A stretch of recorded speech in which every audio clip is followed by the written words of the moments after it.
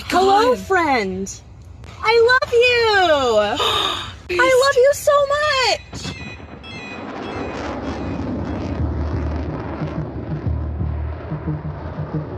Hello, friend. The Mystical American Patriots Society is transmitting to you from beneath 4 million cubic feet of solid granite, in the burning heart of the Yellowstone caldera.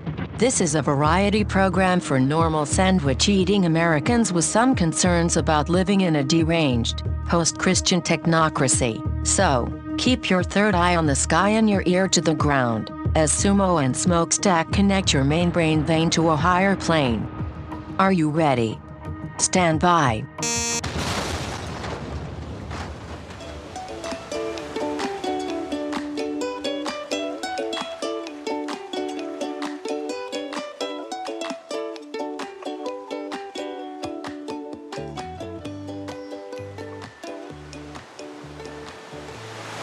Good morning, everybody.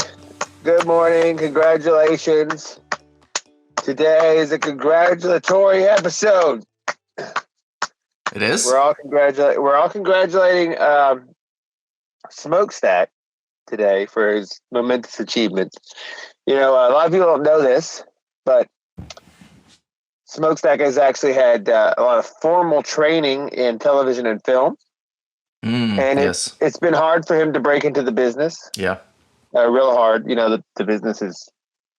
Show business is a thing. It's a whole thing. And he's pushed and sacrificed, and I have watched him grind and just put out the effort and put out the work and just quality content. Sometimes it was like, what are you doing? Give up on it already, man. You know, it's over. But no, he persevered. And finally, after years of sacrifice, he's broken through that lavender ceiling. And he was, as you may have saw his recent breakthrough film, may have seen it, critically acclaimed. Yes, ladies and gentlemen, Smokestack was the lead film director on Cuties. Congratulations. Congratulations to him for Cuties. I finally made it. You finally did it. Congratulations, everybody. Yeah, me and Barack and Michelle really worked hard to bring that to bring that to fruition. You and Barack and Michael / Michelle, whichever Obama feels like calling her today. Right. With her giant man shoulders. Well, we all got together and she hoisted 2 cameras, one on each giant man shoulder. She did. We actually didn't use tripods, to achieve that cool, chaotic, fluid camera effect. We just had Michael / Michelle carry the cameras around the set. A lot of people also don't know that Smokestack was not only film director, but an actor in the film. Yeah. He was the small black Singalese girl. Yeah, that's me. I mean, people don't expect really that I look like that in real life, but I'll go ahead and dox myself. I am a small Senegalese girl. Right. And have been the whole time. We're using a voice changer using deep fake. Yes, we are. To protect my identity that is now exposed. Right. Well, even if you expose your identity, you can. You're still by casting doubt upon it, you still sort of have it. Right. That's how a lot of things work. Okay, so you just got to keep sowing the seeds of doubt, so that nobody is ever really sure what's happening. Right. This is why it's very 2020. This is what I do basically. I sow the seeds of doubt on everything that ever happens. Mm-hmm. Like from Challenger explosion to whatever. And then, it's because so much stuff is fake. Well, you have to keep your enemies in a fog of confusion at all times. This is why I always stand the flat earthers. Mm-hmm. Because they're just there throwing confusion bombs at people. Yeah. Either for their alternative science or just by their existence. It confuses people. True, which is good. It throws people for a loop. But see, this is the thing. There's so much stuff today, and probably always, it's just fake. It's always been fake. Mm-hmm. Everything's fake. Like cancel culture. Yep, it's fake. It's fake. If it was real, Cuties would have been canceled. Right. because there was a big outrage about it. But it's still up there, and it will still be up there forever. You don't think Netflix is gonna relent, huh? No. If they were gonna relent, they would have relented in the initial outrage. Yeah. It's just like how when the governor of Virginia was doing blackface every other weekend, Mm-hmm. and then Trudeau too, and then people are like, "Rah!" And then then nothing happened. Yeah. nothing happened. Cancel culture isn't real. Because public outrage is largely manufactured. True. Most people in America do not care about anything. That's what you got to understand. And if there is some organic rage, if you're expressing it on the internet, you're just screaming into the vacuum. Right. And no one cares. Yeah. What happens is the people that actually pull the strings, big billionaires and money movers and stock market people, they will use manufactured public outrage as cover to do what they were going to do anyway. So it's less obvious. This is true. Because one of the rules about wielding power over people is you got to make it look like it was organic, or you at least got to give them the ability to believe that it was organic. Right. That's why we have cities burning down right now, to give legitimacy to a future military coup or some such. Yeah, right. Because you need because you have to preserve the illusion of the democracy. Right. It's just like in Rome, even after it was an empire, the emperor still for forever had to go and get the rubber stamp from the Senate, mm-hmm. even though the Senate would never go against the emperor or they would be killed. Right. But you still have to preserve the illusion that, hey, maybe we have a say in this. Mm-hmm. And that's how it works, right? If it was real, then it would have been canceled. But it's not real. That's why you shouldn't get too upset about it. And also don't worry about being canceled, because it's just mostly just nonsense. And everyone that gets mad at you on the internet will forget about you the 1 second later. Yep. Because no one cares. People in America don't care about anything. They don't care about... all I care about really is going and getting Jack in the Box. That's all they really care about. They don't care. They want to get barbecue and a hamburger, spicy French fries, and go sit on the couch. And that's all they care about. They don't. This is why Americans don't have rights, because they don't care about their rights. Mm-hmm. They just don't care. So you can't be like that's something that's fake, you know. I mean, like, the idea that some white lady driving her Tesla around DC really cares about Mexicans at the border, right, is absurd just on its face. It is.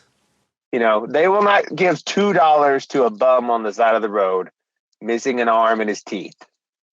They don't care about random brown people in a cage on the southern border. No. They have no concern whatsoever. They don't want a Mexican around, really, unless it's to mow their grass. What do you think of the ICE hysterectomy story? That seems like something the U.S. government would do, mm-hmm. but at the same time, I know that we're just in the stage of manufacturing stories left and right. So it might be true, but it might also not be true. For our listeners who don't know what we're talking about, there's a story going around that ICE and Department of Homeland Security is giving massive amounts of women unconsented to hysterectomies at the border, like migrants and such. And, I tend to doubt it, because what are they going to do with all the uteruses? It's kind of a hard thing to hide.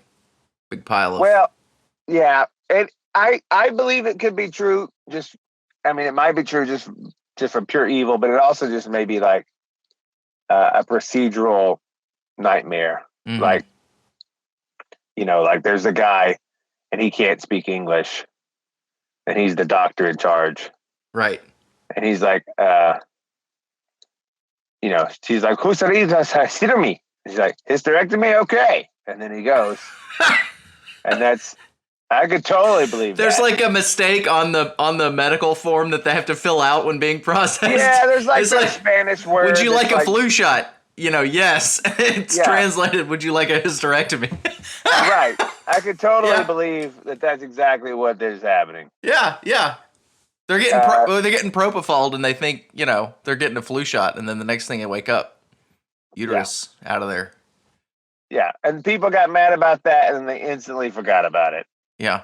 Is that already... Well, I guess RBG died, so that overlapped the missing uterus fiasco. Right. And because then, it's very healthy for the Republic to hinge upon the life of an 87-year-old cancer patient. Right, that is very healthy, and I'm really It is glad that we're going to have healthy. that fight right now. Things were starting to calm down, so I'm glad we got some renewed energy in our political discourse. It's her own fault. She could have retired under Obama, and it would have been fine. You're like, look, I'm 83. Yeah. I've had cancer 3 or 4 times. Yep. I'm going to retire and then let Obama, but see, everyone thought that Hillary was a shoo-in. Right. And then Ginsburg was like, I have to stay alive out of spite. Bring me another vial of blood. And spite will carry people a long way. Yeah. But then it only gets you so far. She ran out of spite in her spite machine. Mm-hmm. And but cancel culture isn't real. I mean, look, I've said a lot of things, both online and in person to people. Mm-hmm. Dropped a lot of red pills. I've been like a red pill cannon, like pew, pew, pew, pew, pew, pew, pew. I'll be at a party somewhere and there'll be some lady there, and I'll just force feed her red pills. Mm-hmm. I'll capture her in a corner by the chicken nuggets and say, "Hey, what do you think about human biodiversity?" And I start saying, like, well, the Neanderthals, if they were alive today, they'd be considered another race of people, not another species, don't you think? And then I go back, and then I just, and then, and then she was like, but different species can't interbreed. And I was like, that's not true. I just, for listeners, I'm doing a hand motion of force feeding pills into the mouth of a person. Like, that's not true. What about coyotes and wolves? What about cows and bison? What about donkeys and mules? It's over and over again. It's like, here you go. Hey, look at all these species that interbreed. Yeah. That's because, see, and then I just like, boom, boom, boom. And I'm like, all your arguments don't make any sense. I'm not saying we got to be racist. I'm just saying that you can't complain about racism and also say there's only one race. It doesn't make any sense. Yeah. You got to be logically consistent. My hand's still going. Yep. There's just pills just flowing. And then she's like, do you ever use a funnel? Like, what? You ever use a funnel for the red pills? No. I mean, your arm's got to get tired. Well, it does after a while. And then she's like, I don't want to talk about that anymore. And I'm like, okay, let's talk about the Holocaust.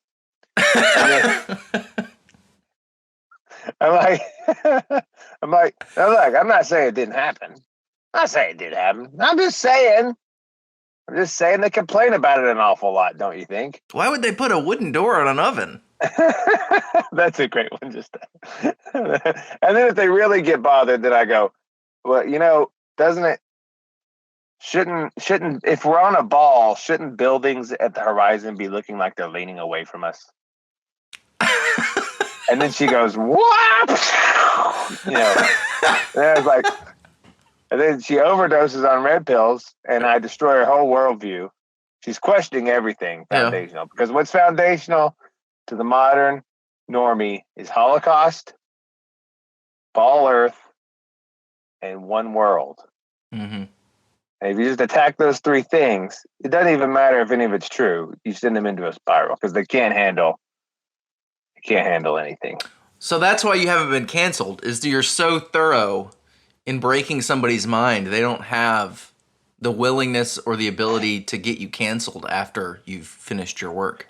Well, also, you got to do it in such a way that if people come after you, they sound like a crazy person. Right. Because they're like, and then he said that the global population was fake, and he asked me, I couldn't explain why buildings don't lean away at the horizon. And like, what are you talking about, Meredith?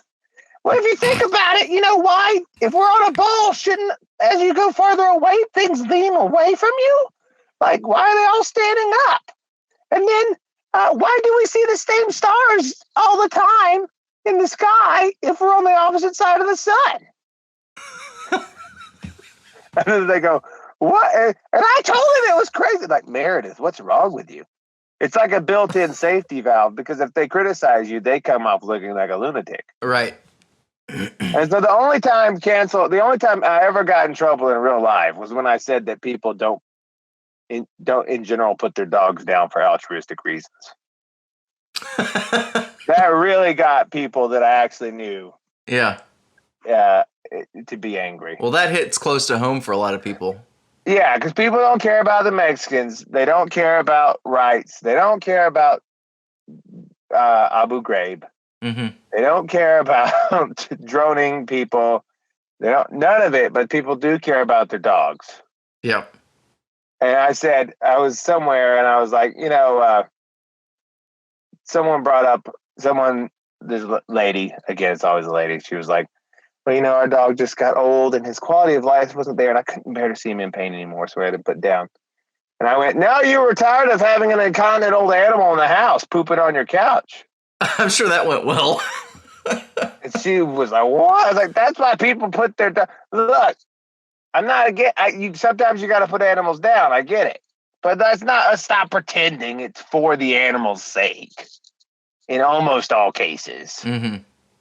It's like, it's just, you can't deal with this old, falling apart dog leaving piles of hair and body fluids over your house while you're gone every day. Mm-hmm. And he's costing a lot of money to keep alive. And so you just tell yourself a story where injecting him with poison is good. And you do. It's good for him. And he'll enjoy it. And then you inject him with the poison. And then that's how you get assisted suicide for humans. Because you pretend it's altruistic. The old days, they put down an animal and they just say, well, the horse broke his leg and now he's not useful anymore. Mm-hmm. So we got to shoot him behind the barn. Mm-hmm. And that's sad, but it's just what has to happen. Yeah. The horse isn't going to like being shot. Mm-hmm. And so, but now you can't start killing things for altruistic reasons and then expect the people are like, well, what about us? We want to be killed for altruistic reasons. And that's how Grandma ends up in a suicide pod, watching Avengers as, nitrous oxide slowly fills the capsule until she passes out. It's really a metaphor for our country. Yeah, which is the suicide pod. You just go in there and you put on Marvel movie, mm-hmm. and then you just you hold your finger to the thing for 30 seconds till it locks and you can't get back out. And you pet your little grandma fist pound against the glass and your loved ones as you change your mind in your final moments, and then they just slowly stop as your oxygen goes away, and they just sort of slide down the glass as Thor is throwing his hammer. And that's America. That's I don't know that I don't have the will to continue this show. You've utterly destroyed me. Look, so cancel culture's fake unless you're talking about dogs. Yeah. Recycling's fake. We saw that story this week, which I've been saying people, look, recycling is it because, you're at an office or whatever. Not that I work in offices because I wouldn't work in an office. But if I did, sometimes I go into offices and there's like a recycling can and a garbage can. And people put their plastic bottles in the recycling can. And every time they do, I just watch and I give a little, like that. Little, They walk by. And they're like, what? So most of the time they ignore me. But sometimes they're like, what? And I go, you think that's going anywhere but the landfill? Yep. And they get upset. But I was like, look, if your plastic was worth anything, someone would be paying you to take it. Mm-hmm. But as it is, you have to pay someone else to take it away. Like a special recycling lady has to come. And it turned out this was in the NPR recently. NPR finally discovered what everyone that thought about it for like 2 seconds would know. Yep. Which is that recycling plastic is not real. The title of this one was "How Big Oil Misled the Public into Believing Plastic Would Be Recycled." September 11, 2020, NPR. They, they apparently, I didn't realize this. Apparently, big oil, because plastic comes from oil. Mm-hmm. Apparently, big oil. What they did was they wanted people to feel more okay about using plastic and not worry about the environment so much.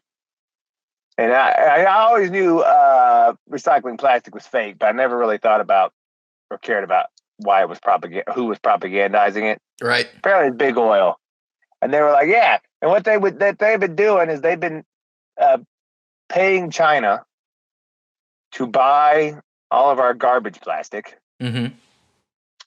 and saying they were going to recycle it, but then China would just bury it in a big hole. Naturally. And say, that's where this we're using it for our Chinese Coke bottles now. Well, that's a lot of our, commercial interaction with China is based on, hey, could you do this thing? Wink, wink, wink. And then the Chinese are like, oh, sure, we'll do it. Wink, wink. And, that's how you end up all our plastic trash going to China. Yeah, but see, so what happened apparently in some of these heavily COVID lockdown places, California, Portland, places that, are also big on recycling. For some reason, because of COVID restrictions, they weren't able to give their plastic to the Chinese ships. And when they did that, they started looking around for a buyer for the plastic garbage they had. And they realized that no one would take it at all. Right, because you can't recycle plastic for anywhere near lower than the cost of just making new plastic out of oil. Yeah, and people were sort of just flabbergasted. They were like, "What do you mean you won't buy garbage?" They were looking around, going, "But I have all this." In fact, in the article, there was this recycling lady named Liebrick. She was like going around Washington State saying, "Look, no one buys this stuff now that China's not doing it." And she went to the city council and she said, "I remember the first meeting where I actually told the city council that it was costing more to recycle than it was to dispose of the same material as garbage, and it was like heresy had been spoken into the room." They said, "Quote, you're lying. This is gold. We take time to clean it, take the labels off, separate it, and put it here. It's gold. This is valuable." Imagine that. Do not question the religion. Yeah. Imagine that. Like these people have built their whole lives around picking up garbage, taking the labels off, and giving it a bath. Yep. Gotta bathe the garbage. And then, because someone has been scamming them for PR reasons, China has been buying it have been paid to buy it and take it away. Mm-hmm. And now this doesn't happen anymore. And all these people are having to look around and say, wait, we've been doing nothing our whole lives. Yep. All of the stuff we did, we're saving the environment. We gotta recycle. We're saving the environment. And it's just been going into a big Beijing pit. Yeah. Or get dumped in the ocean. Yeah. Or it's been going right on the face of a baby seal. All of the plastic bottles have just been shoved in the mouth of a baby seal their whole lives, just right down. Or, it's just on a sea turtle has been tangled in all of their little plastic bags forever.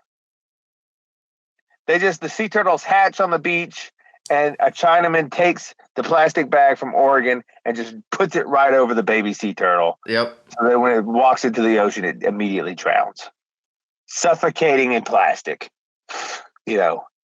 Where is your Gaia now? And then that I had a friend in high school. He thought he was going to try to breathe underwater, and he wrapped it. He basically made a garbage bag bubble around himself. Mm-hmm. And jumped into a swimming pool. And it was the greatest thing I ever seen, because he jumped in and then just like instantly his body came back up out of the water, gasping for air with the plastic sucked to his face. Because you you can't breathe through, like when you inhale the air inside the plastic, it goes away. And then that's what we've been doing to the turtles. That's what we've been doing to the turtles with all of our bags. None of it's been recycled in any way, apart from maybe some milk jugs. If we had any sense as a people at all, we would be taking the plastic trash, chopping it into pellets, and mixing it with the coal going into a coal plant where it would burn just fine. There's tons of BTU value. It's just burn it for energy, please, for the love. But then that goes into the other narrative, which is that releases CO2.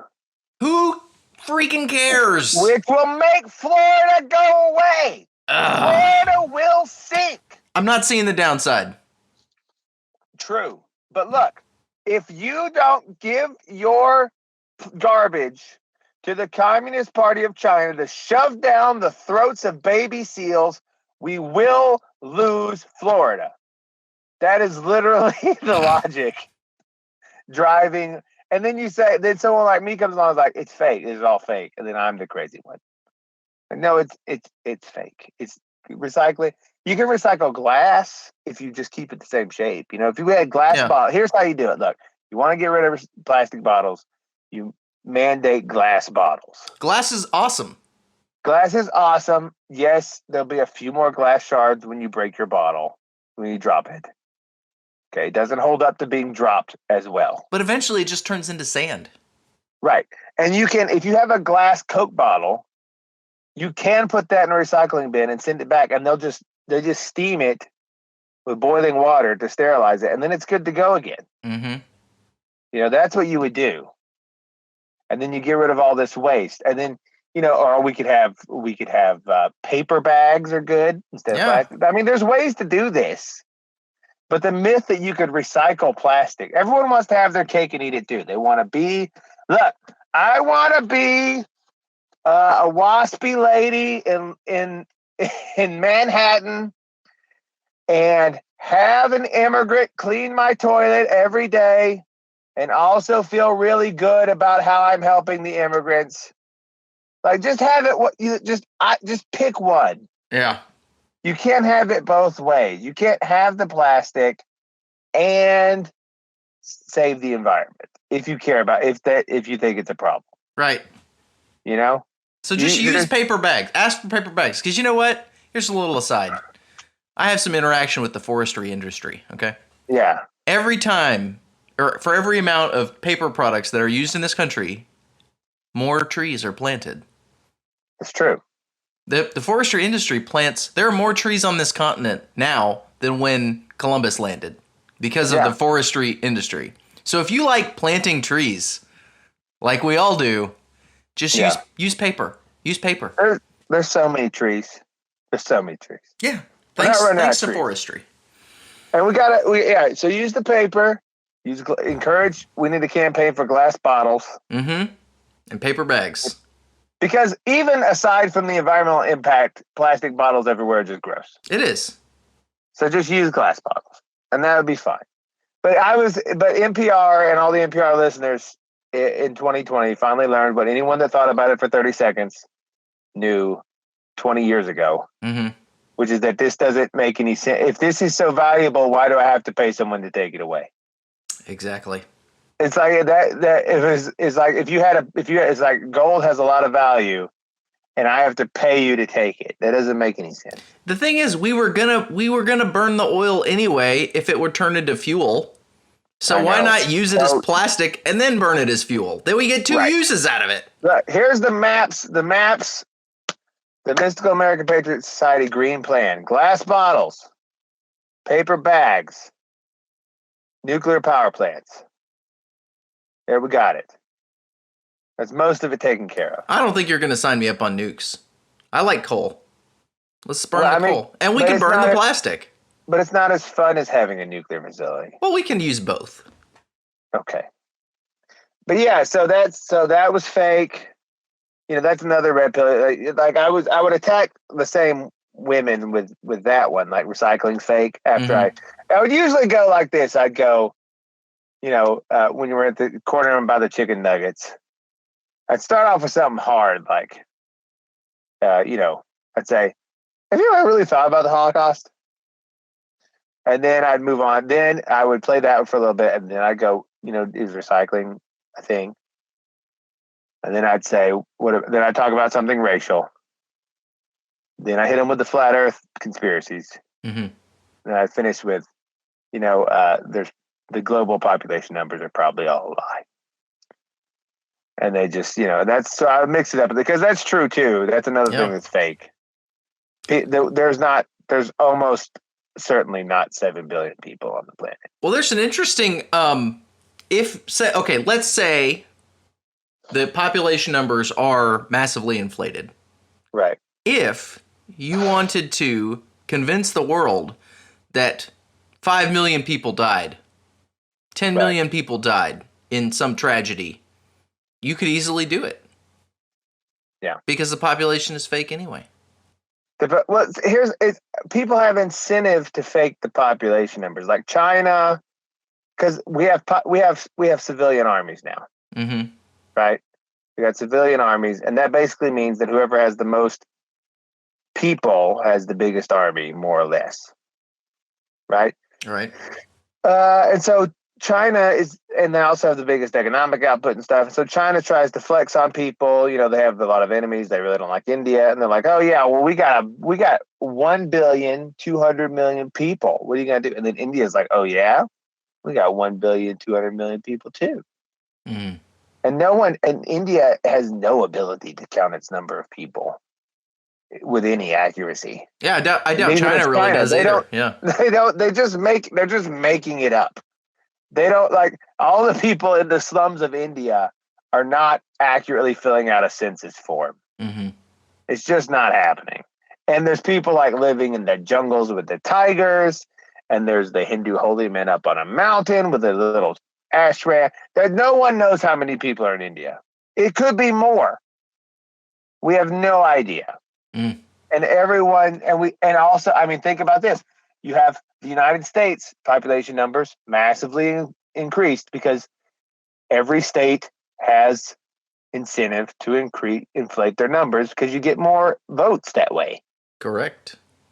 If you say, hey, we got, you can't do it massively more than the real number because that becomes suspicious. But if you just bump it up just a little bit, then maybe you get another electoral vote. Maybe you get another congressman. Yeah. Maybe you get another.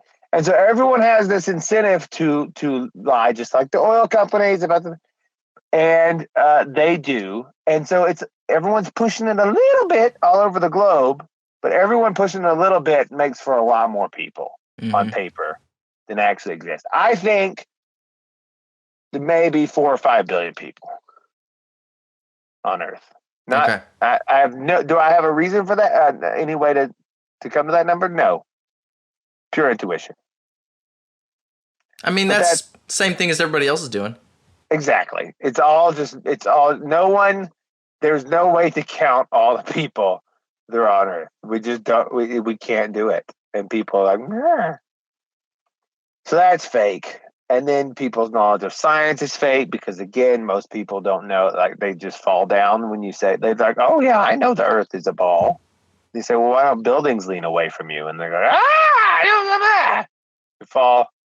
Because most people cannot answer the simplest questions about what they quote unquote believe. Mm-hmm. I always like the buildings leaning away from you because people are like, Well, okay, but if you're standing at sea level and looking to the horizon, how many degrees of a sphere are you actually perceiving between you and the horizon? I don't know. And it doesn't matter. It does matter. Because if I can only see a third of a degree around the globe from my position, then a 1/3 of a degree tilt away in a building is imperceptible. I know, then that's the correct answer. But the troll works as it is because most people don't ask about degrees. Okay, I imagine. I guess not. Right. So the troll still works fine because most people just go, So this is why I hate debates, because you can win an argument without being right. Right. And being right has nothing to do with winning. That's something the right has to understand. This is also why I don't really respect attorneys. Right. Because you can win a case being wrong. Factually wrong, and you can win. But that's a whole other show, I think. You can be factually wrong and, still win. But all those, there's so many things that are fake. It really gets a step. Like, I don't want this to turn into the everything is fake show where every week we go through different things and say fake. Well, I think this episode has achieved that already. Yeah. Like camels, fake. I've seen a camel. Come on. Have you ever seen a two-humper? Have I seen a two-hump camel? I don't know. See? I know I've seen the one-hump. Two-hump camels are real. What I like, my favorite thing they do with camels is, in Saudi Arabia, they play polo like you do with horses, except they do it with camels. Mm-hmm. And they get the big two-hump camels, and they have one guy ride the reins of the camel, and the other guy sit behind him on the other hump with the mallet. I think you'd sit between the humps, not on them. Or on, between whatever. Sounds uncomfortable.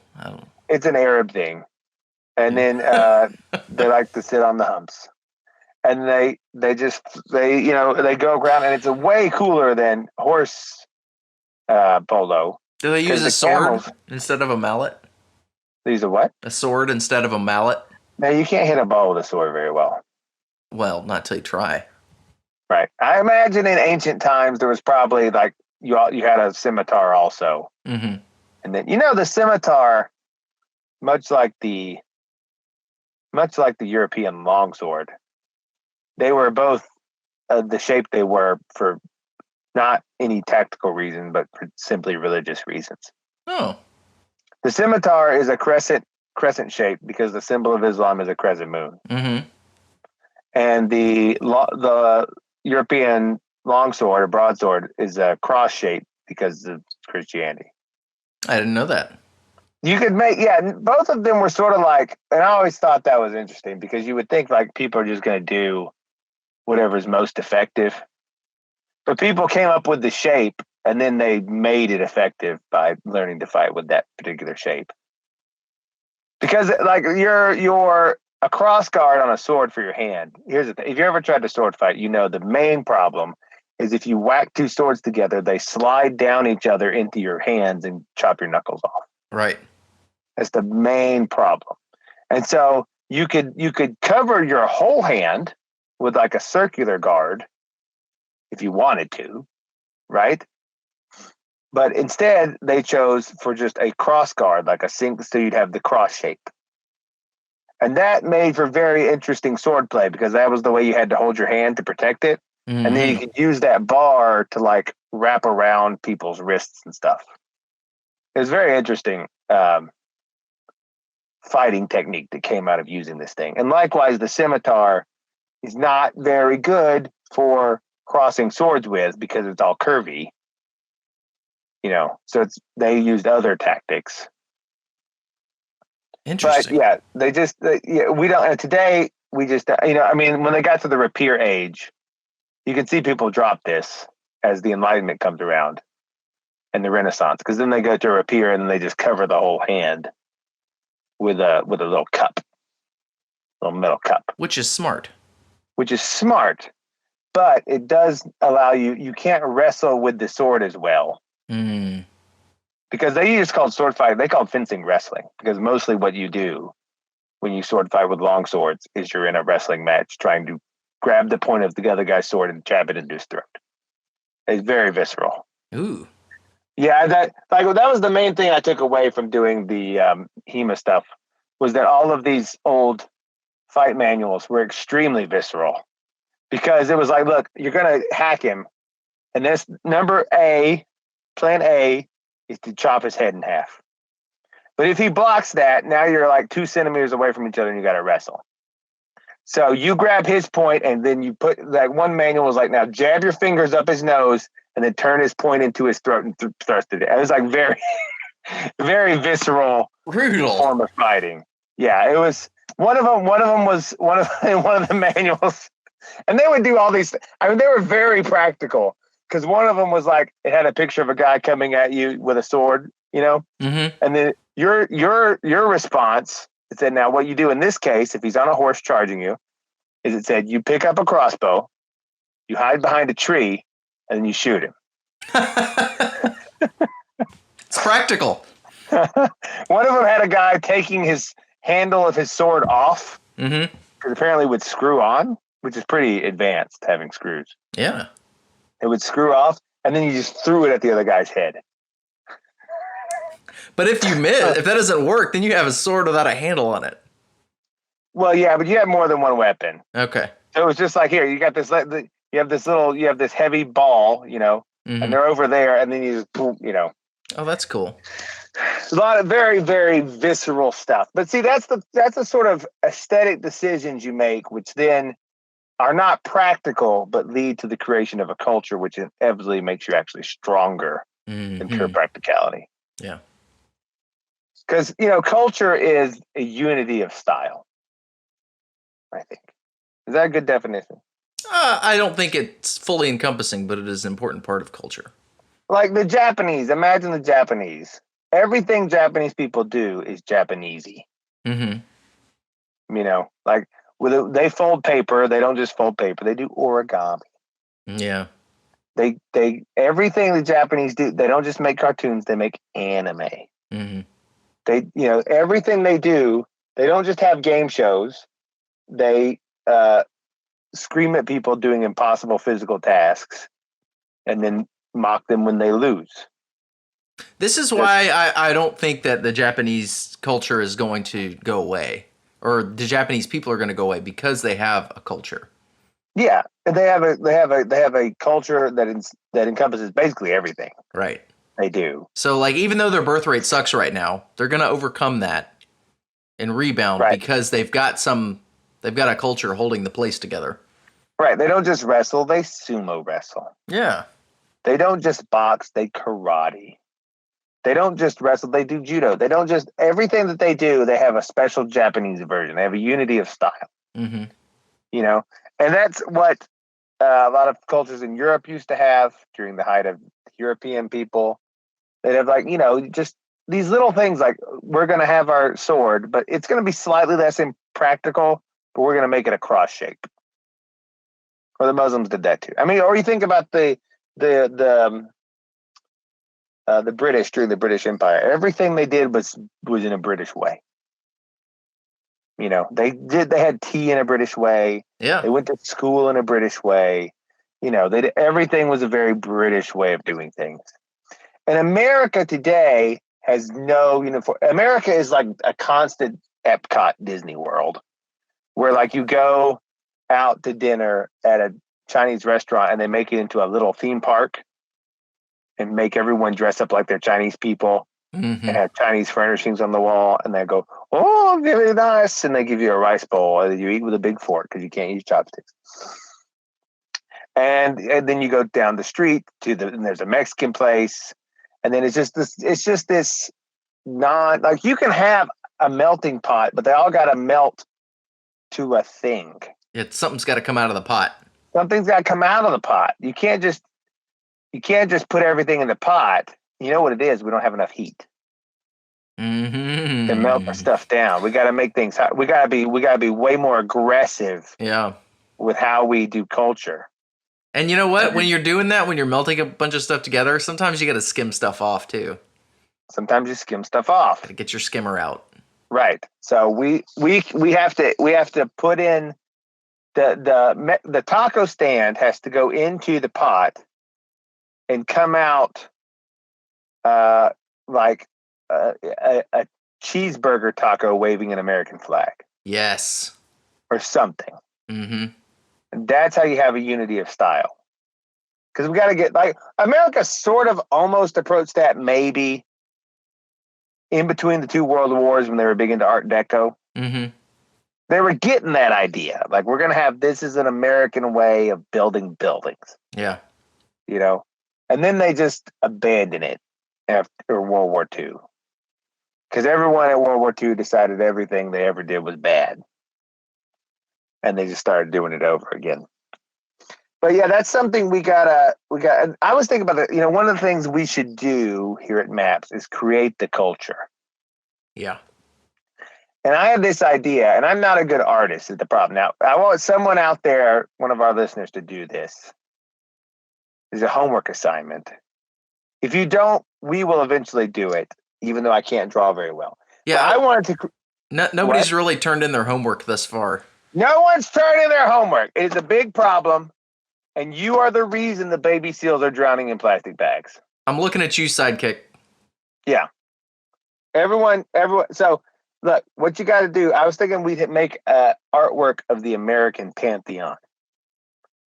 Like all of the gods that America worships. Like we'd have abortion up there, and she'd be like this lady, this goddess. She's always awful. Pregnant. No, we're not going to do this. She's always pregnant, and babies come out of her, and she has one baby one hand catching the baby coming out, and another hand feeding it to her ravenous mouth of fangs.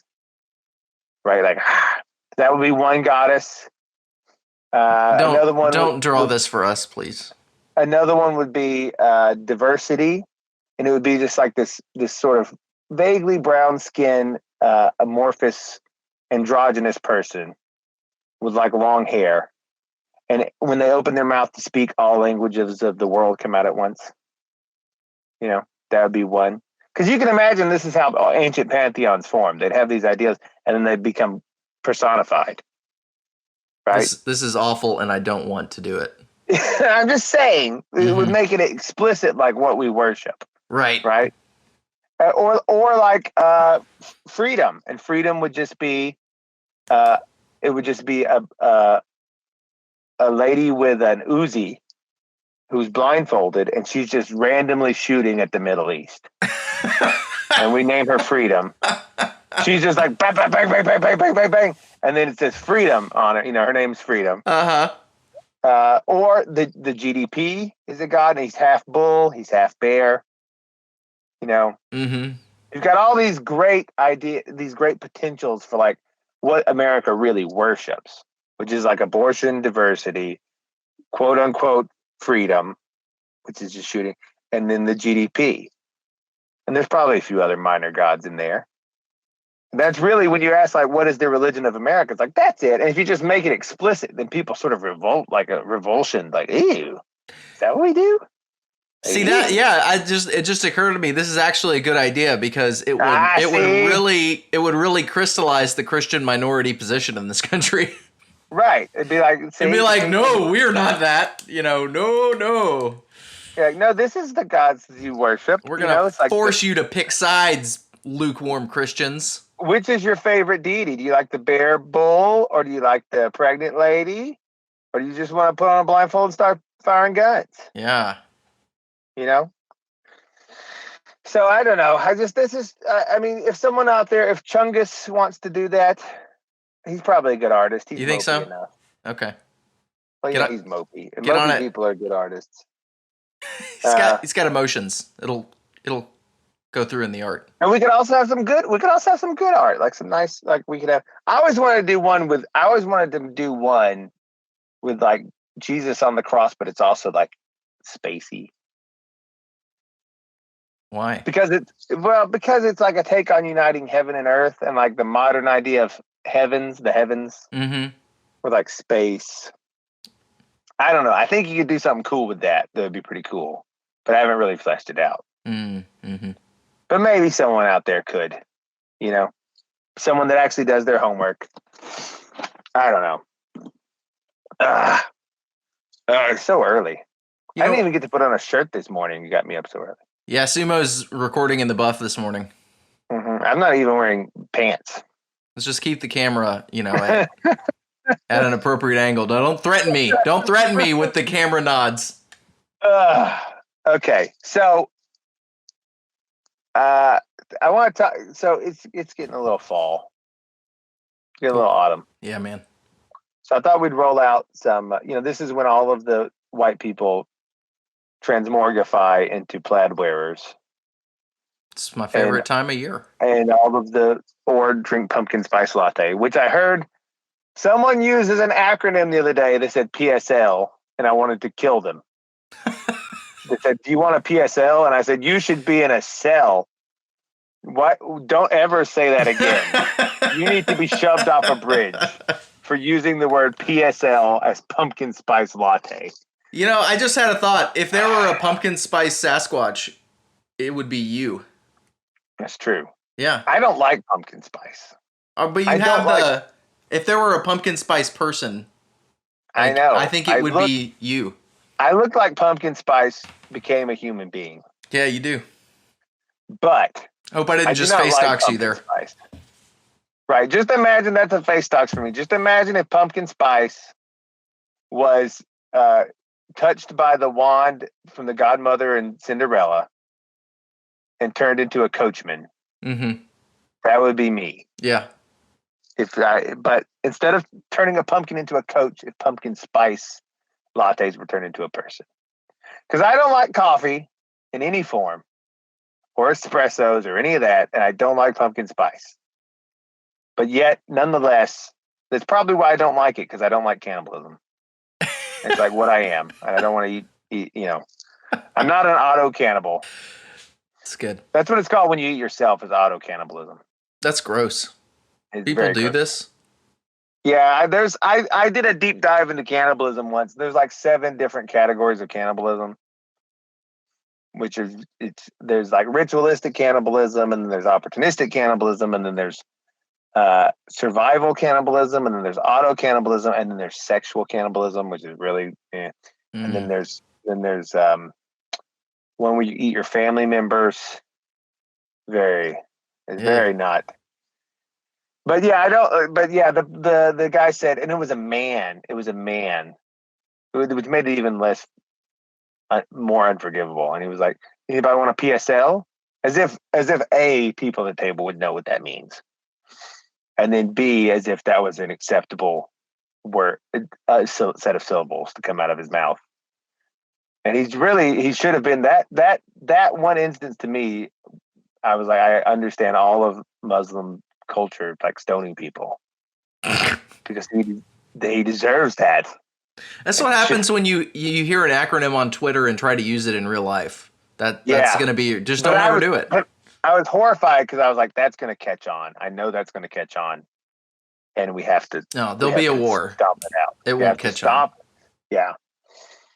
So it's getting fall-ish, and I thought, and people are already putting out their Halloween decorations. Halloween is already stupid.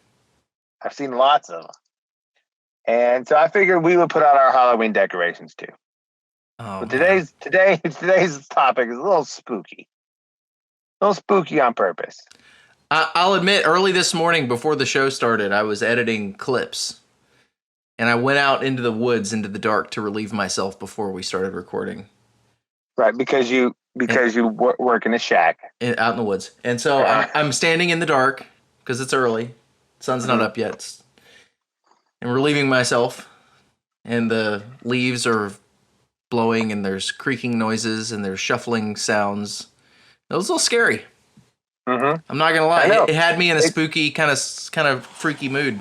I know, we're gonna get people in it's a little bit spooky today, but also there's probably gonna be a segment where I sound really insane. Well, that's I mean, I know I've been but just go with it. Okay. Okay. So I thought, what we'll do, we'll talk about some creepypasta. Creepypasta. That's like copy. If people aren't familiar with that, there's copy and paste. Mm-hmm. And on the internet, in internet speak, copypasta is you take the E from paste and you make it an A, and then it becomes pasta. Mm-hmm. You put copy, and that's just something that it's a paragraph or 2 paragraphs that people find particularly trolly or interesting, and they copy them and they paste them over and over again in various contexts on the internet to confuse people. And creepypasta is that, with a creepy story. Gotcha. So there are these creepy stories that go around the internet, and some of them become semi-famous in a folklorist way, right? And so I picked up this book called Ghost in the Machine by Michael Vassie. VASEY. And, the guys over Mysterious Universe podcast, Ben and Aaron, who are both great, by the way, they have this phrase. Ben is probably the least sort of cucked guy in the paranormal field. Great guy. I've always wanted to be described as the least cucked guy. Yeah, they're both Australian. They're one of my main contacts with Australia. I mean, I've been to Australia, but it's been a while. But anyway, Ben and Aaron, they use this phrase for their show about paranormal scholarship. The phrase it's called chaff. Mm-hmm. Like this is chaff, and that comes from the term separating the wheat from the chaff. Yeah.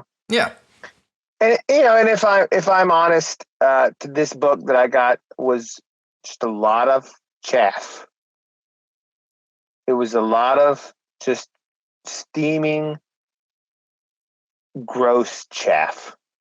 I picked it up hoping it would be wheat, but it was chaff. Right. And I was like, this is going to be a great book to talk about. And then I was reading it and I was like, this is all awful. But I kept it because I realized it did have value. Because it's talking about something. It's a little bit it's very interesting. I think about it a lot, but I haven't quite figured it out yet. So maybe we're going to figure it out together. And that is, because see, here's the thing about this book. You get the sense from reading this book that he just sort of threw it together over a weekend. Mm-hmm. There's no sources. That he cited nothing. He doesn't tell you where any of these stories come from, except sometimes he says, "Oh, I got this story off Reddit," or "I got," or the even more prestigious source, the website myhauntedlife2.com. Oh, wow. Which is really which I think, by the way, is the website that Hey, fix your audio, buddy. Oh, sorry. What's wrong? Yeah. I know we all go to My Haunted Life 2 all the time. It's basically like a forum. It's like an old school forum where people just get on and they post their poorly written, often highly or totally fictionalized ghost encounters for other people to be creeped out by. Right?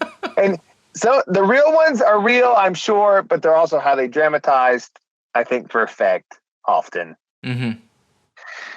So anyway, it's just a lot of chaff. It's just a lot of, like, I got this off Reddit. I got this off My Haunted Life 2. I heard this story one time from another person who said they heard it from a truck driver. It's just not top-notch research, right? But nonetheless, there was a point it was centered around, it's called Ghost in the Machine, because it centers around a topic that I've struggled with. And we've sort of touched on it. Because, we really don't intuitively expect ghosts to interact with technology. Mm-hmm. Like, what ghosts do is they wear Victorian gowns and they walk around in the middle like, oh, and maybe they bang on a pot or something, or they open a cabinet, right? Like if your house is haunted, they just knock a picture off the wall or creaky footsteps. Maybe they turn on the faucet just to be a jerk, flip on the light switch. That flipping on the light switch is about as high tech as we expect a ghost to get. Gotcha. Because it's still a mechanical action. That's a mechanical object. It's a mechanism that can be manipulated up and down, and that's all we've been trained to expect ghosts to do. If ghosts interact with the world at all, and they mostly don't, mostly they pass through walls and so on. But if they do, we expect very rudimentary touching stuff here and there, moving little bits about, We don't, as a rule, expect to get a Zoom call from beyond the grave. I wouldn't expect it. As a rule, because we don't really see how that would happen. But, this is the important but, as the world has gotten more digital, ghost stories have not stopped, even a little bit. If anything, they've just moved right along into the digital realm, which I found very interesting, if nothing else from a folkloric perspective, because that's a huge folkloric leap forward to go from like the banshee on the plane screaming as a harbinger of someone's death to like, I got a phone call from grandpa on my cell and he's been dead for 3 years. Because one sort of makes intuitive, like, okay, if there are spirits, then that's what they would do. The other one was like, how would a ghost use a phone? Right? And that's what this book was about. It was about ghost stories that involved technology. And I've heard a lot of these in the past, and I've read good books about these in the past. And I thought, oh, this one looks interesting. And then I get it, and it's just a pile of crap. But nonetheless, it was the theme of the book was worth discussing, because there's something to this. Like, not all these people are lying, and there's some weird stuff that happens with technology. And I would not believe it except for an incident that I myself lived through. I've touched on this briefly, I think, before, but it was in like 2005 or 6 in Savannah, Georgia. And we were on a little weekend trip there, and like most sort of sleepy towns in the U.S., what they do, because they don't have anything, is they call everything history. Which really just means that, like, oh, this building's historic, that building's historic. I think Savannah is legitimately historic, though. Well, I mean, maybe, but in most cases in America, what historic means is no one ever got around to tearing it down. Right. And then someone put up a sign. You mean like General Sherman never got around to tearing it down? Yeah, it never got. I mean, anywhere in America, it's like, this is historic. It's like, well, no one just has torn it down yet. And then the Historical Preservation Society of the town, which, by the way, is one of the strongest political forces in America, is the Historical Preservation Societies. Those things can do all sorts. They can stop businesses from moving in. They can stop. Maybe they can do something about the riots, man. Come on. Historical Preservation Societies, rise up. Defend us from the rioters. Yeah, I know. They've been on the job. But anyway, so like most things with Savannah that doesn't have a lot of industry going on or anything, they just make their money on calling things historic and getting people to like ride a carriage through the historic town or rollerblade around it or whatever. Mm-hmm. And so we're at the hotel, and I'm looking through all these pamphlets at the hotel, trying to find something to do for the evening. And most of them, like most hotel pamphlets, are like, go eat this giant fried thing, stop at this tourist trap with a giant paper mache chicken or whatever. But there was also a midnight walking tour of, quote, haunted Savannah. As they called it, haunted Savannah, Georgia, right? And you walked around with your tour guide at midnight around the city, and they would show you all the supposedly haunted, spooky old antebellum buildings in the middle of the, full moonlit, sultry night. Mm-hmm. I was like, that sounds great. Let's do that. So we did. So we do this, and we look at all the typical stuff. It's hot. It's the middle of summer. It's hot even at nighttime. Full moon. It was perfect setting, right? We go through. It's like, here's the local hotel that used to be a tuberculosis house. Probably some ghosts in there, don't you think?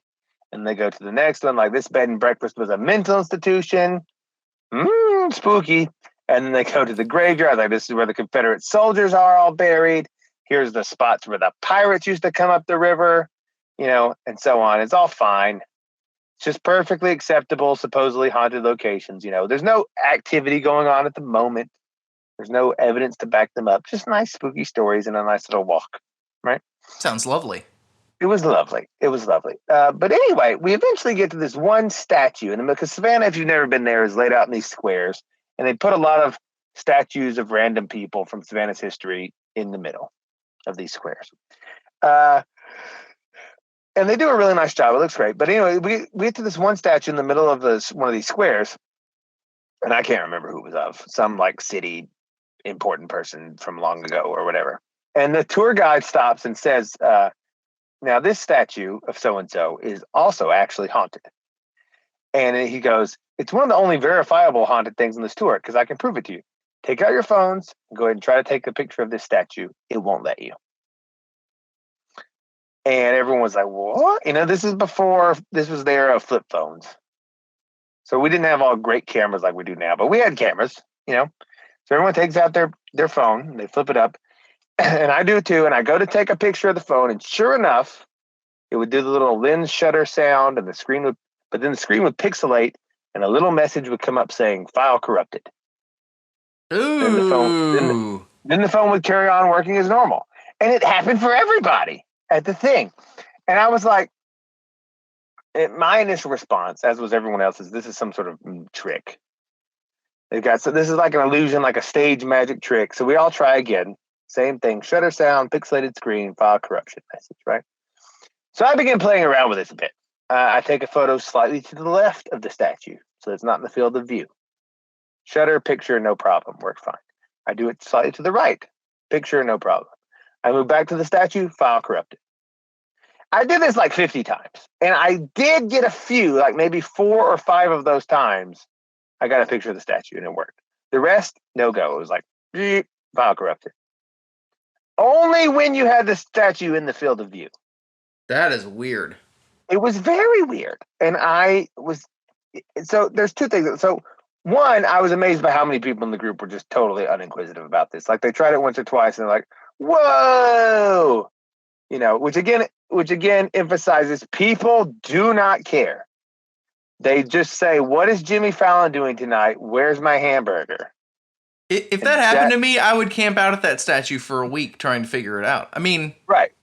Come on. That's They incredible. tried once or twice and were like, whoa, no way. And stuck them back in their pockets. But 2, I cannot come up with a way it could have been done as a trick if it was a trick being pulled off by the tour company. Because that'd be a great crescendo for your haunted tour, right? Like give them a haunted thing. Yeah. Like you could see something like maybe the guy in his backpack, or maybe around the statue, he's got like a little EM field generator. And he switches it on, it'll screw with your phone. But that would screw with your whole phone. It wouldn't just do the camera app. Yeah. Right? And even if it did, it wouldn't just do it when you had the statue in the field of view. Like it would just screw with your phone and it would screw with all your other electronics. Right? So a couple theories I came up with about how this might work. All right. So one, there's something in the photo which is there's like an anomaly that cannot be processed by the computer. So there's some sort of optical anomaly. It doesn't have to be caused by anything paranormal. Could be, but maybe just like this exact set of pixels in this arrangement on a color palette for some reason throws up an error. Okay. Like it just those exact pixel values produce some accidentally sum to some number that's already hardwired in the code. But then that wouldn't, like how you program Super Mario from within Super Mario. No. You ever seen that? Mm-mm. Oh, you gotta watch this stuff. Aside, we need aside music. Aside. This stuff is again the strongest evidence, or not really evidence. The strongest sort of argument for like simulations theory, because these guys, I like watching speedrunners, which are these kids that they make it their mission to get through video games as fast as possible. Okay, and that includes using any and all glitches within the game to do so. Those are wide open, right? And so the Super Mario World on Super Nintendo is notable because some guy who's highly autistic figured out how to beat it in like 15 seconds. Beat it as in he triggers the title screen, the ending credit scene. So because he goes in there and he does this thing and he's like, so you stand here at this spot, you jump up, you hit this, you hold the red turtle shell, you put it in Yoshi's mouth, you go back 3 steps, you jump over this way, and then you push B, and then it comes up at the credits. You're like, what? And he's like, see, and then he pulls up beside it, he pulls up like a computer showing you the data he is setting in the RAM of the machine, of the Super Nintendo. And by doing all these things, by like holding the red shell that was produced second is the second sprite on the screen and not the third or the first, but the second one, and jumping at this time mark with that Goomba, he has recreated the exact code in the memory that is triggered when Mario beats the final boss. And so it triggers the ending credits. Unreal. Right. And so you can do that in 50, and these guys do that with all sorts of games. You program the game from within the game. It's crazy. And so I was like, maybe this is like that. And like there's some This is like a little anomaly in reality, and this statue, for whatever reason, its color palette, its shape, is triggering the exact same registry in the software as something else and making a file corruption. But that wouldn't work from different angles. It wouldn't work from like, Correct. you know, if you want to program, if you want to end Super Mario from the first stage, you need the red turtle shell as the second sprite. You can't run forward and get a Goomba sprite to appear on the screen because that will mess up where it's put in the registry. You got to get it as number, like, so it wouldn't work from a slightly different angle, you know? So that doesn't work, really. I mean, but that theory is the easiest to accept. Sure. Right? But it doesn't work. So theory 2 is the statue is haunted and the ghost in the statue is able to, for lack of a better term, reach into the phone at the precise moment it's being photographed and just sort of scramble specific bits and bytes which corrupt the file but don't hurt any of the other functions of the phone. A highly intelligent technical disruption. Now that seems absolutely ridiculous. I don't believe that could be true because I don't think ghosts in general are good at C++. And I don't think that they have specific bit register specific manipulation capabilities of computer hardware. Mm-hmm. You know, like it would be hard for me to imagine being that technical. Okay, but now theory 3. Theory 3 is that the act of being seen is a metaphysical action before it's a physical action that requires participation of the subject being seen. And some spirits are powerful enough or exist in such a state where that participation cannot or will not be given. Are you telling me that I can make myself invisible? Yes. Awesome. I'm telling you can make yourself. But no, so I explain. So in all cultures, in all religious traditions, Christianity to Hinduism to whatever, basic jungle animism, there's this common thread that spirits are all around us but invisible, unless certain conditions are met. Okay. What are those conditions? It may be simple as they want to be seen that day to communicate a message or whatever. It may be that person isn't particularly holy, you know, so he's on the right like spiritual wavelength and he can see what others cannot. Like the story of Elisha and his servant, and he's like, he opens his servant's eyes and he sees all the angels around him and then he's unafraid. You know, or the story of, and there's also the thing where like little kids can always see ghosts. And all ghost stories around the world, asking animals. The most common ghost story in the world is I was sitting at the house and then my cat freaked out for no reason at something in the corner that I couldn't see. Or my dog or whatever. Right. Which also, again, you know, you think that goes back ancient. In the Odyssey, Odysseus returns home disguised. Nobody recognizes him but his dog. In the Bible, you have Balaam's donkey. Balaam's donkey sees the angel, but Balaam can't. You know, so there's like, there's something about sight where like maybe if you're not on the right wavelength, or maybe there's, you know, I don't really know how this would work, but there's something about sight which has a metaphysical dimension which can be messed with, and therefore technologies that do optical things would also be messed with. Maybe. Okay. Of those three, okay. Well, this was the ancient Greek idea of how vision works. It was a two-way sort of metaphysical thing. Exactly. It was a two-way thing. So here's a story from the Book of Chaff that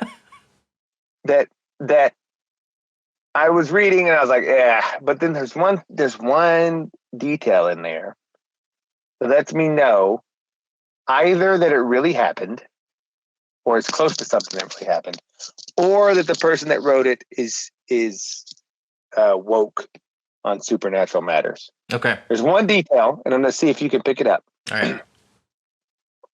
All right, hold on, guys. This is probably where I have to go into my rant. So, all right. So this is a story about ghosts in the TV. Mm-hmm. There's this guy in high school. He was staying at his cousin's temporarily. He didn't have a room to himself, so he was sleeping on the couch in the living room. Okay. First morning, he's there. He's getting up to shower. TV comes on by itself at 5:15 in the morning. Very loud, so he ran to switch it off before the sound of the loud static could wake everybody else. And as he approached the TV, he saw within the static, like the snow static, the image of a tall, thin man. Okay. Quickly turns it off. And it's like, that was weird. Maybe there's some sort of show bleeding through, maybe. Mm-hmm. Right? He turns it off and just sort of writes it off. And goes, that was weird. I guess I'm still a little sleepy. And he goes about his day. Okay. Next morning, same time, same thing. Figure of the tall man within the static. And he's getting a little freaked out now, as you would do. This happens every day for 3 weeks. Ooh. Every day for 3 weeks, same exact time, same exact thing. TV comes on, static, and then there's a guy within the static. And then the story's over. He doesn't ever get to the bottom of it. He eventually moves back to his house. I guess they were doing renovations or something. He moves back in, and he never gets to the bottom of it. All right. So, okay, did you catch the little tell in there that it's semi-legit or made by someone that knows the legit stuff? No, I didn't. Hell, I gotta drink, Gavin. I had to wet my throat because I had to yell in a second. Okay. It's time to go full schizophrenia. Okay. 5:15 a.m. That's when it happened. Okay. What's special about that? I don't know. 5 + 1 + 5 is 11. Oh, come on. I know. But listen, people say, oh, come on. Right? This is the same thing that the lady at the chicken nuggets, chicken fingers. I mean, party. I guess I should listen to this after my own experiences with the number 11, but.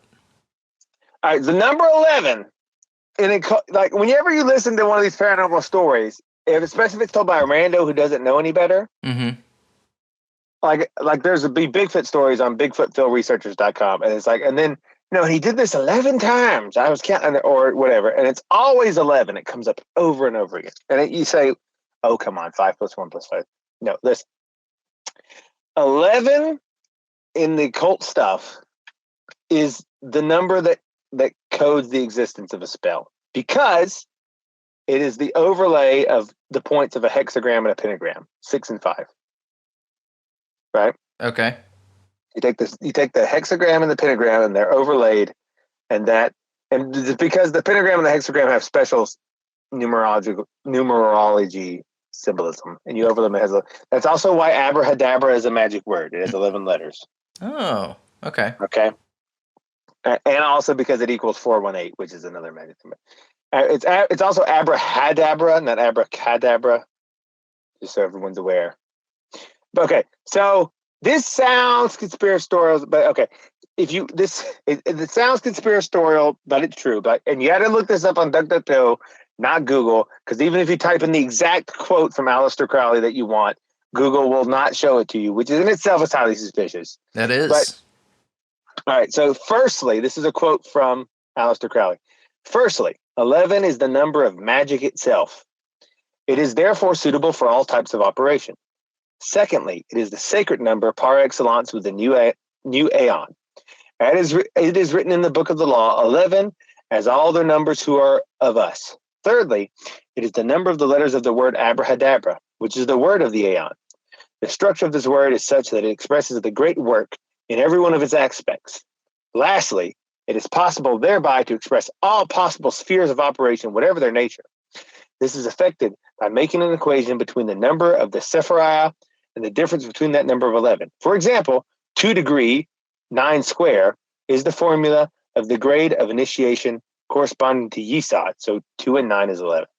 Yesod responds to the instability of air, the sterility of the moon, but these qualities are balanced in it by the stability implied in its position as the foundation and by its function of generation. Now, that's a lot of crazy nonsense, but I was just telling you, the occult people really are into the number 11.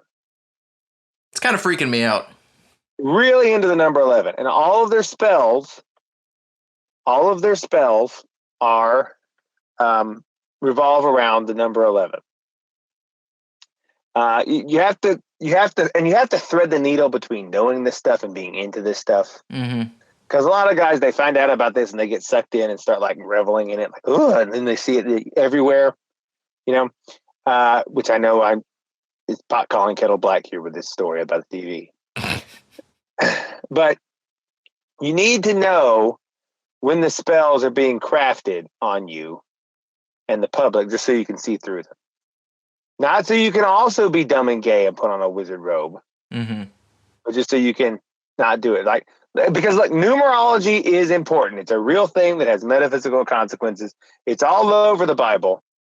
There's a reason it's there. There's a reason numbers repeat, like in scriptures 3, 7, 12, 40, 6, 6, 6. All these numbers come up over and over again because they have real. Look, numbers are like flip side of logos. Like there's words and then there's numbers, and then they're the flip side.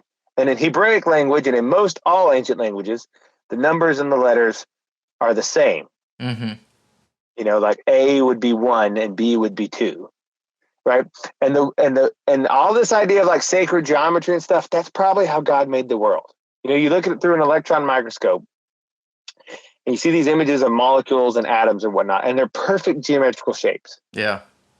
And geometrical shapes are simply the ratios of between various numbers. It's like, how did Plato know? I know Plato, because Plato was also doing this occult stuff. And so look, I'm just saying, look, 9/11 didn't happen on 9/11 for no reason. Yeah. It was just like Apollo 11. It had to be 11 because that's how you have to cast a spell. 2 planes, 9 plus 2 again is 11. It was a massive spell, somebody's great work, quote unquote, casting a spell on the whole world, and they succeeded. First of all, 9/11, the first plane was Flight 11, right? The 2 towers standing together looked like the number 11. Flight 11 had 92 people on it. 9 plus 2, 2 degrees plus the square of 9, as Aleister Crowley said. 11, 9, right? And again, most of this isn't real. They don't have this level of detail of control about how many people are on a thing. But the fact that they wrote it into the story. Right. You write it into the story. I don't know how many people were really on the plane, but they wanted it in the story that it was 9 plus 2 is 11. If there were really 92 on the plane, doesn't matter, right? Same on Flight 77. Again, a magic number, 77, all right, which is 11 times 7. Had 65 people on it. Depending on who you ask, like if you look it up, Wikipedia is like 65, other people like 64. It's probably confusing because it was written as it was 64 and then they wrote it into the story as 65. So it'd be 11. So you have Flight 11, which has 9 plus 2. You have Flight 77, which has 6 plus 5. Right? They're both 11. It's the same as all the so-called quote-unquote coincidences between the JFK and the Lincoln assassinations. You've read those, right? No, we need to do a show on that. Well, yeah. I mean, I'm was really interested in that. Well, all the coincidences are like he was murdered in a theater on his way to, okay, we got Lincoln, JFK connections. No. Keep going with the 11 thing, and we'll do a show. That's a show. I know. Anyway, look, I'm just saying all those things that you hear about, like in that thing, they're not coincidences. They're written into the story to craft the spell. Right. Whether or not they actually happened doesn't matter. Some of them probably did, the coincidences, but you retcon them into the story for spellcasting purposes. Okay? It's the same thing. It's done on purpose. Like 9/11 itself is 11. 9 plus 1 plus 1. Right? New York is the 11th state. New York City has 11 letters. The total number of victims in all the hijacked planes was 254. 2 plus 5 plus 4 is 11. September 11 is the 254th day of the calendar year. Which again is 11. Oh, man. Right? I know it sounds crazy, but people that do this stuff, this is really important to them. All these occult people that go out to Bohemian Grove and worship a plaster of Paris owl, numerology is their bread and butter. Right? And you just got to be aware of it because that's why Apollo 11 didn't, because why didn't it happen to Apollo 10? Why did it happen to Apollo 12? It's just, and why was Apollo 13 the one that went wrong? Yeah. on the unlucky number, right? It's not real. This is what I'm just pointing this out. And you will, if you listen, once you're woke to the number 11, you see it pop up over and over again in these stories they feed you. Yeah. Over and over again. Just look for the. And so I was reading this story, and I was like, okay, but 515. That either means that he knows that it's trying to craft a spell, or that it was something based in reality. All right, indecide. Do we have an indecide noise? Ooh. I feel like the aside noise should be ascending, like. That's what I did. You couldn't tell? No, I forgot. Oh, good. All right. So, I'll fix it in post. Yeah, fix it in post. You have a lot of experience with your recent cuties. Yeah, I'm really good at editing now. So, likewise, in June 2006, Ananova, a British news magazine, so this one actually had a source that wasn't myhauntedlife2.com. They reported a woman who claimed to have a ghost in her TV. It was discovered by her 18-month-old. The mother took a photo of her daughter playing around. Her daughter's name was Faith. And while she was dusting the TV, and when she got the photos developed, she spotted a mysterious face on the TV screen.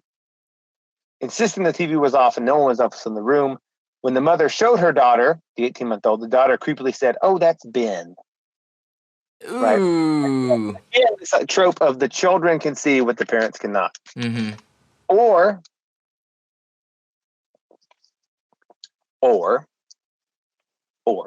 that technology is capturing things at different wavelengths that maybe adults are oblivious to. Because similarly, as ghosts appear sometimes on the TV, they appear not uncommonly on radio. There was this one case of a 911 call, which is a pretty good one, actually. A building was on fire and there were numerous people trapped inside, right? And the 911 operators talking with the firefighters over their little.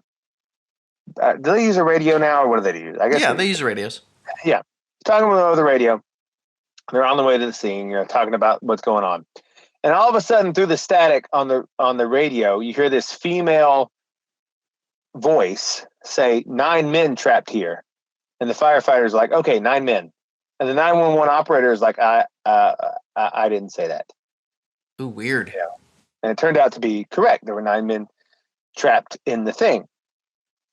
So let's theorize how that could happen. Because that's like an EVP. Are you familiar with EVP? Mm-mm.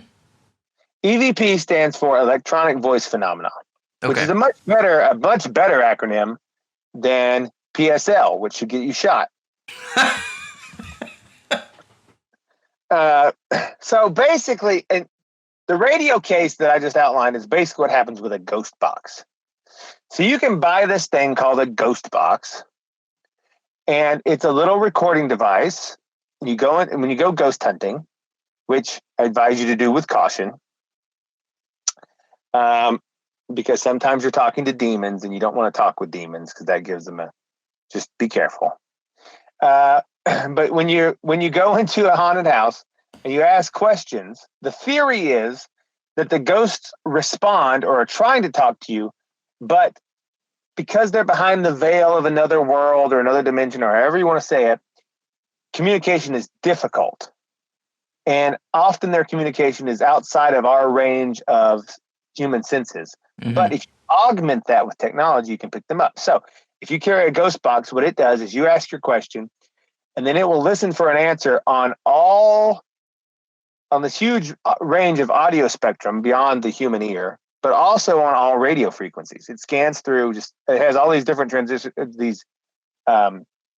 tuners at the same time, scanning all these different radio frequencies for an answer. And then it gives you, if there's any audio picked up on any of them, it will translate it back in the form you can hear and you can listen to it.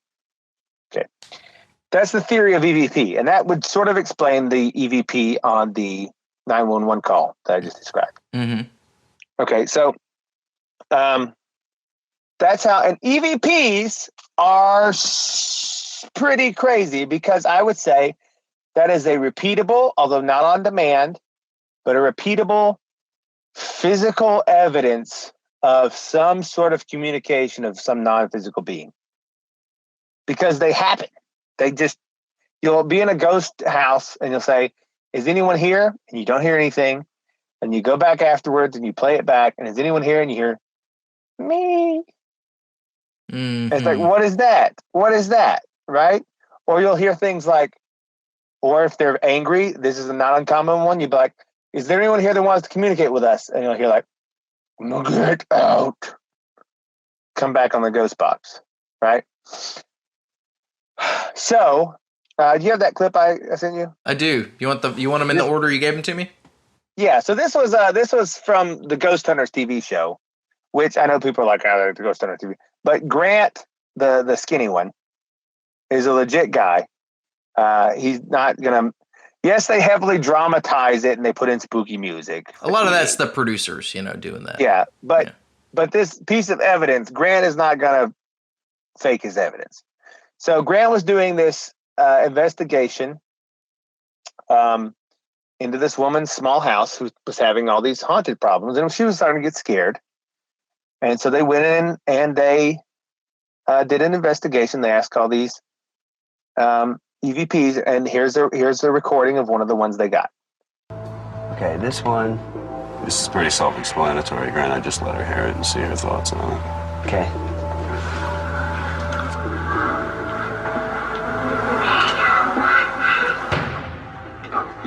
Oh my God. Do you want to hear that again? Yes, please. See if you can make out what it's trying to say.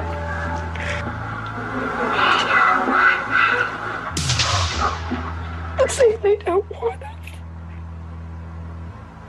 Brian, why don't you see about getting her a tissue? So that was They Don't Want Us.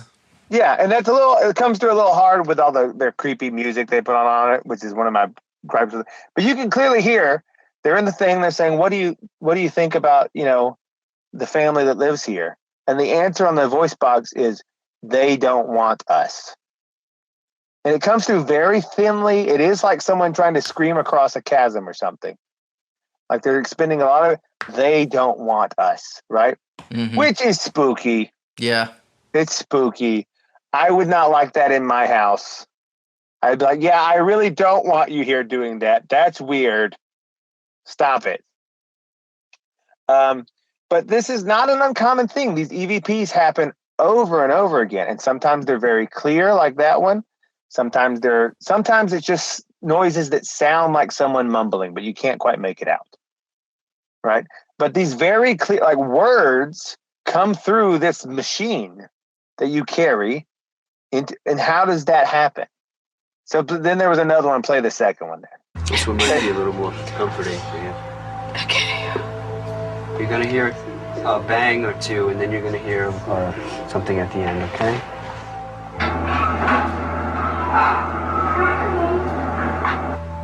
Was that Anna?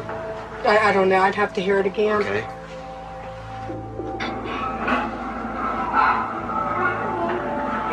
That's not Anna. No, that's not Anna. That was interesting. Yeah, she said, "Can I come in?" That was Can I come in? Yeah. So there's this. It's you and guys. This stuff. I don't know how to tell you, but this stuff does happen. Like there's this guy.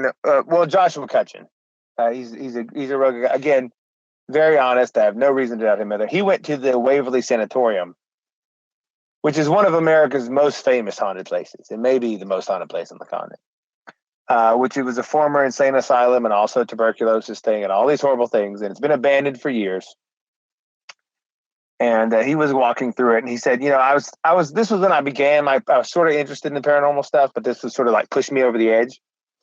Because he said it was one of those moments where it's like you can't get the toothpaste back in the tube. It's like, well, I saw that, so now. And he said I was walking, I got away from the group a little bit, and I walked around the corner to this door, and I was going to open it, and just as I'm reaching to it, it slammed open, like boom, as if someone had kicked it from the other side, and there was nobody there. Right, just boom, kicked open, and that sort of stuff. It happens if you do these things. You will get EVPs. That to me is like evidence that there is, I mean, that's clear evidence that something's there. I don't know how else to spin it, you know? But the question is, how do these things come through technology? Like the EVP thing is sort of, the ghost box sort of makes sense. It's like there's all these frequencies they're trying to communicate at that you can't hear with your ear, but if we just scan them. The visual case, like showing up on TVs, I find a bit more difficult because that's just sort of more complicated. Yeah. It's just sort of more complicated. Although, you know, it would happen with film. I don't know if it happens much with digital technology anymore. But with film, you hear often, and I saw 2 examples of this myself, where you would get your film developed and you'd see some figure in the film. And people would always be like, oh, that's double exposure. To which I always responded, you don't double expose just the figure, right? You expose the whole picture. Right. It's not just this person. So one was one that my mother-in-law actually had. She was at a family reunion, and she was taking pictures. And then later they got it developed. There was just this woman who was not there from the waist down walking through the background. Ooh. Right? And it's like, what is that? And then there was another one of a friend, and his grandmother died, and I was helping him move stuff out, you know, for her house and whatever. And he picked up her photo albums. He was just sort of flipping through it, you know, looking at all the old pictures of family. And in the back, there's this picture that's of a Christmas tree. It's quite old. It's a black and white photo, but it's been taped over in the corner. So he pulls off the tape, and under the Christmas tree is this sort of see-through image of a ghost baby under the Christmas tree. They presumably freaked her out enough where she wanted to keep the picture but covered it and put it away. Weird. Right, exactly. And she had a child that died or something. So I don't know if like her ghost baby, showed up on a picture, and then she was like, that really freaks me out. I don't want to see it, but I also don't want to throw away the picture of my ghost baby. So I'm going to cover it with tape and put it away. And it's just there. I didn't throw it away. But oh man, I don't know. I mean, this stuff, I don't know. But see, it's like, how do they interact with technology? Or, you know, another radio story. This one I have to wrinkle because it's not as simple as the ghost voice coming through, but it's the ghost manipulating the thing. This is where it gets into like, how could they possibly do this unless things have a shadow side on the spirit world? Like there was this lady who was asleep, right? She set her alarm for 7 a.m., but sometime in the early hours, her alarm of her radio clock goes off, playing a particular song on the radio, right? She wakes up and hits snooze, confused and annoyed, vaguely registering that it was, quote, their song, being her and her husband's. A few minutes later, same thing. So same song, the alarm goes off. She still set for 7, but she just pushes it down, resets it, rolls over, same thing 5 minutes later. Finally, she pulls the plug on the radio, assuming it must be somehow faulty. But in the morning, she received news that her husband had been killed in an accident at 2 a.m. Oh.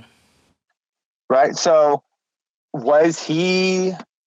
But see, then how would that... Because if you turn on the radio, you have to play whatever's on the radio. Yeah. And their song isn't on the radio all the time. And if it happened to be at that time, it wouldn't be 5 minutes later. Mm-hmm. Right? Although maybe it would, because I remember, you know, back in the days of radio, they would play the same thing over and over again. Like if the DJ was in the bathroom or something, it would just... No, but like you would play, like there'd be some, like, I don't know, Macarena would be on. And then you'd be like, oh, I don't want to hear Macarena. And so you flip to another channel and then they would also be playing Macarena. Oh, yeah, yeah. Like if their song was something very generic, then maybe he's just cycling through. Mm-hmm. But then he has to know, then the ghost him has to know what station Macarena is. He's going to have to be able to turn the tuning knob. Yeah. It has a lot, those sorts of stories have a lot of complications. I mean, I had something similar. I woke up, I was awakened by my radio alarm clock playing Highway to Hell at like 3 a.m. Ooh. And then I was like, what's going on? And I reached over to unplug it and I pulled it up and the plug was out of the wall and it was still going. And I was like, But then I realized it had batteries.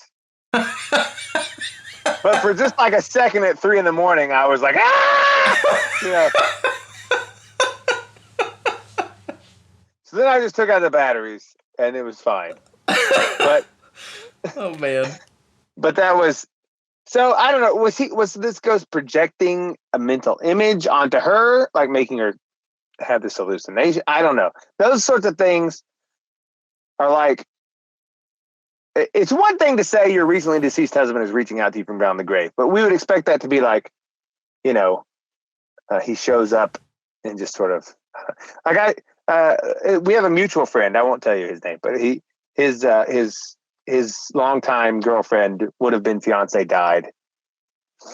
And he told me that once when he was asleep, sometime thereafter, he felt a hand caress his cheek and say, "I'm here." Oh, and man. It was her voice. And then so that kind of stuff is like reaching out, but not like I'm going to manipulate the radio to play our song through supernatural means. See, I don't know how that could work. And ghosts get in other machines like clocks. Clocks are a big one. Clocks freezing at a specific time over and over again, like maybe the time the person died, or repeated that. Doorbells are a big one. Phantom doorbell rings. And finally, like the most confounding to me, but which is a new thing that has entered the folklore, and I don't know what to make about it because I can't imagine that it could possibly be true. Because it's just one of those things. It's like, how would that even? I can't imagine any spiritual mechanism for this to work. But anyway, it's not uncommon, which is emails from dead people.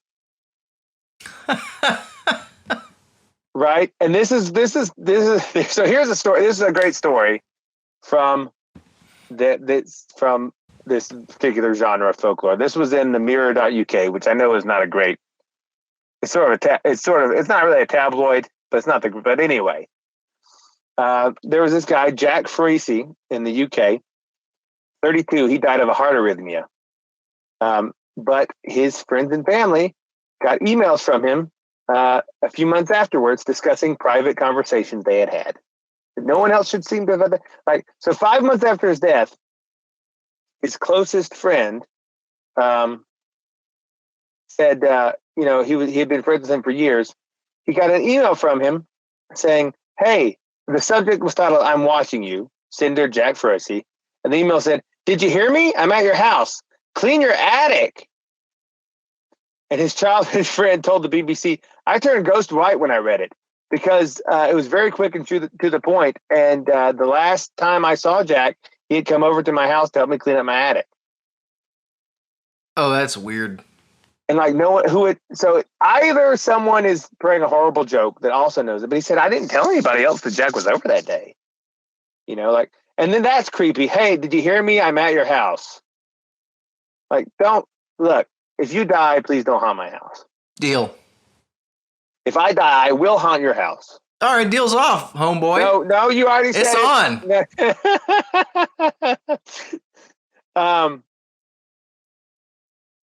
So another guy, his cousin Jimmy, got an email from him, and Jimmy had since sustained an ankle injury, and he said, "Hey Jim, how you doing? I knew you were going to break your ankle. Tried to warn you. Be careful." So, I don't, because he had done it apparently skateboarding or something. Interesting. He told him, be careful, you're going to break your ankle. And so then he gets an email from his. So how would a ghost? I mean, do they have Gmail in heaven? Maybe. That sounds awful. Though. Yeah. I don't want Gmail to be in heaven. Yeah, I want to be free of that. Thank you. But and there's also the standard story of phone calls from the dead. This is probably the most common with technology, is that there's just the generic story is person A has a loved one who died, usually very recently, sometimes so recently, like within a few minutes or something, that person A is not aware that person is dead. Person looks down at their phone, sees caller ID of their loved one, answers, and only hears static on the other end, or sometimes little bits of words coming through the static, like a ghost box, right? And then they investigate and learn. They call back and learn their loved one's been killed or whatever. That's the typical. But so that sort of stuff, like how do ghosts use phones? How do ghosts use email? I get how they could come up on a ghost box. I sort of get how they could make my camera not take a picture of a statue. I don't understand how they do Zoom calls, but maybe we'll figure it out on the other side. So I just had an idea here. Yeah. What all the phone calls I get with nobody on the other line, several a day, and I know I'm not the only one that gets these. Yeah, exactly. Maybe those are ghosts trying to communicate with us. Urgent messages, and they're like, "Call everybody, ghosts. Call them all every day until somebody sits there and listens hard enough." Yeah, I don't actually believe in ghosts. I know, but it seemed like your metaphysics won't allow the existence of ghosts. There's just better answers. Maybe. I don't know. I'm just saying, I don't know how ghosts use email. Maybe someone out there has a better understanding of that. Mm-hmm. But it could just be fake, like everything else is fake. Recycling's fake. Populations are fake. Curve of the Earth is fake. It's all fake. I will say the discussion about the number 11 in the 9/11 thing really kind of freaked me out. I know, it's real. Did you read the book, The Most Dangerous Book in the World, 9/11 is a Magic Ritual or some such thing? Parts of it. And he was pretty right on. 9/11 is a magic ritual. That book did freak me out a little bit. I didn't read the whole thing, but dang. Well, when 9/11 happened, it was like, there was, I remember where I was in a classroom and they came in and just said, it's been an attack on the World Trade Centers. And without even knowing any specifics about it, like it could have just been like a gunman for all I knew. Mm-hmm. I just remember instinctively shouting, "Inside job! Inside job! Inside! Inside job!" I said, "Steel beams do not melt with fire!" And I just immediately hit all the point. They just came to me like out of the ether. It's in your blood. Just in my no, that didn't happen. That was actually somebody else's joke, but but no, that was I do sort of feel that way. Yeah. But yeah, 9/11 was a magic ritual. Think about it. The plane that hit the Pentagon, quote unquote. First of all, you mean to tell me there's no on the Pentagon? Mm-hmm. There were no cameras that could show us a video of this happening. For real. Not even one.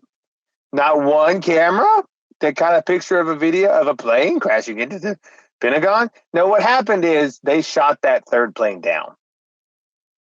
And they didn't want to say anything because that looks bad.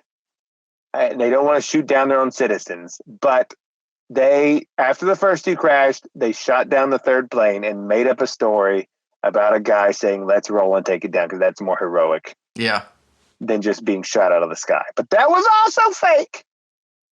And then I don't know what happened, why the Pentagon was, because there wasn't a plane that hit it. So if the plane that was going to hit the Pentagon was fake, why would they fake shoot it down?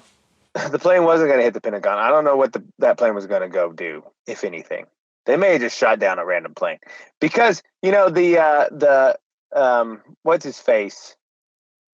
The guy in charge of the Pentagon, I forget which one. He had talked the day before. He had been called up in Congress about $14 trillion missing from the Pentagon budget and where it went. And then the part of the Pentagon that exploded just happened to be the part with all the accounting receipts.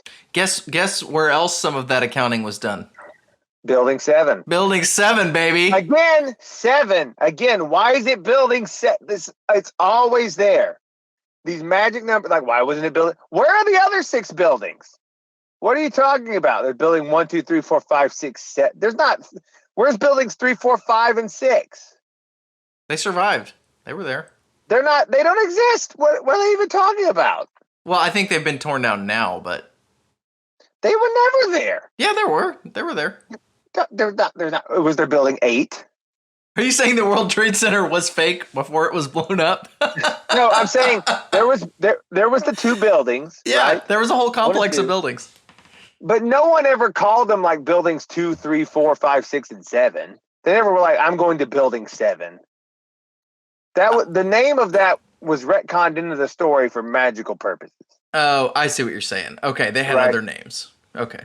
Well, there Right, was. yeah. I think they had I think they called them the North and the South Tower. But then, yeah, the numbering came later. Yeah, there's like, it's building 7. And isn't that convenient? And then I'm just saying, show us one picture of a plane flying into the Pentagon and it'll be good. But they don't have that. Mm-hmm. Even though it's maybe the most video recorded place in America. Mm-hmm. It's just like Jeffrey Epstein's cell. There's no videos. Yeah, no, I've been to the Pentagon, dude. There are cameras everywhere on that And you place. know what? There's probably ghosts on those cameras. Yeah. And it's a problem. Yeah. And then, so, I don't know. It's all fake. Number 11, look out for it. Don't Zoom call Satan or whatever. It's good My advice. official advice. Don't Zoom call Satan. If you just get on Zoom and you type in the number at the call 666, he comes up.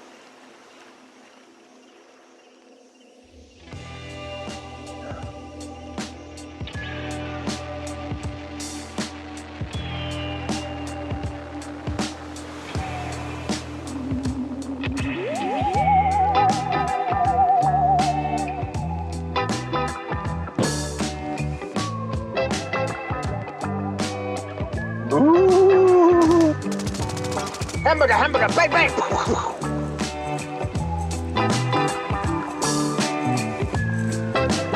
How long do you think they chest compressed RBJ until they gave up?